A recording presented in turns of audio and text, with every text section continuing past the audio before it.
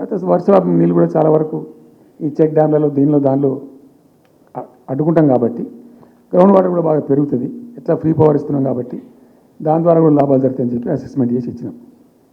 నిజంగా కూడా పాలమూరు ఒక టైంలో తెలంగాణ వచ్చిన తర్వాత 4-5 ఏళ్ళకి నేను పోతే ఎందుకో పోయినాం, బస్సు యాత్ర చేస్తే చాలా అద్భుతంగా ఎక్కడికక్కడ వరికోత మిషన్లు, కల్లాలు, అంతకుముందు పాడుబడ్డ ఇల్లు కనిపించే పాలమూరులో నా కళ్ళతో నేనే చూసిన. ఇంకా ఇది అంతా కంప్లీట్ అయిపోతే ఈ అనుకున్న 15 లక్షల ఎకరాలకు నీళ్ళు వస్తే చాలా దివ్యంగా ఉంటుందని చాలా సంతోషపడుకుంటూ పోయినాం. సరే, ఇప్పుడు కేంద్ర ప్రభుత్వం కొత్తగా తాకింది.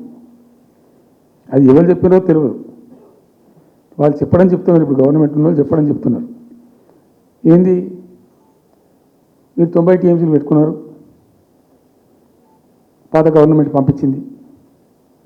ఒకటి డిపిఆర్ పంపించారు, దాని మీద సడి లేదు, సప్పుడు లేదు, లుల్లి లేదు, లుకాండం లేదు. తల ఊగుతున్నారు. ఎందుకు తల ఊగుతున్నారు? రాష్ట్ర ప్రయోజనాలు కాపాడడానికి లేకపోతే, రాష్ట్రానికి వచ్చిన నీళ్ళను కూడా కాపాడే స్థితి లేకపోతే ఇదేం దద్దమ్మ ప్రభుత్వం? ఇంత చేత కానీ ప్రభుత్వం ఉంటే ఎట్లా? నోరు లేని ప్రభుత్వం ఉంటే ఎట్లా? పెద్ద నోరు పెట్టుకొని పెద్ద గడబడి చేయాలి కదా.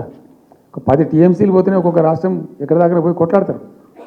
ఇవాళ మొత్తం డిపిఆర్ఏ పంపించి ప్రాజెక్ట్ని ఆగం చేసే పరిస్థితి వస్తే సప్పుడు లేదు ఒకటి. రెండవది, ఇప్పుడేం చేసిండ్రు, ఇరిగేషన్ మంత్రి లెటర్ రాసిండు. వాడు చెప్పిండా చెప్పలేదు భగవంతుని గారికి 45 టీఎంసీలు ఇవ్వండి మాకు అనుమతి అని చెప్పి. ఎట్లా రాస్తావు నాకు అర్థం కాదు. నువ్వు ఏ ముఖం పెట్టుకొని రాస్తావు? ఇదో ప్రభుత్వమా? ఉన్న వస్త్రానికి పోతే అనవసరం పోయింది అన్నట్టు ఉన్నవి కొట్టుకుంటారు ఎవడన్నా. ఎవరై నీళ్ళు అవి ఆల్రెడీ బచావ్ ట్రిబ్యునల్ తీర్మానంలో ఇచ్చింది. దాన్ని కర్ణాటక వాడుతుంది, అటు మహారాష్ట్ర వాడుతుంది. వాళ్ళ లెక్కల్లో చూపెడుతున్నారు. వాళ్ళు ఆల్మట్టి డ్యాంలో వినియోగంలో చూపెడుతున్నారు. వాళ్ళు మాకు వచ్చిన 21 టీఎంసీ మేము ఇక్కడ వాడుతున్నామని చెప్పి.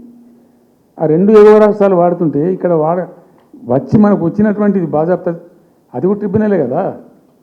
బచావత్ కూడా ట్రిబ్యునలే కదా. ఆ ట్రిబ్యునల్ తీర్పు ద్వారా వచ్చిన 45 టీఎంసీ నువ్వు ఎందుకు ఆపుతున్నావు ఇప్పుడు? ఇది రాష్ట్ర ప్రభుత్వమా? అసలు ప్రభుత్వం ఉందా? నిద్రపోతున్నారా? ఇంతసేపు రియల్ ఎస్టేట్ దందా తప్ప ఇంకోటి లేదా?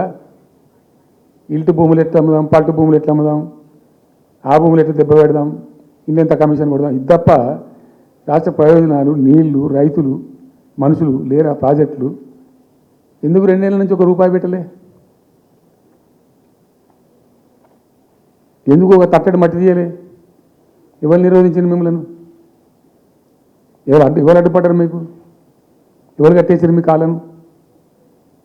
అటు పైసా పనిచేయరు, నిష్క్రియాపరత్వంగా ఉంటారు. డిపిఆర్ పంపిస్తే సపోర్ట్ చేయరు.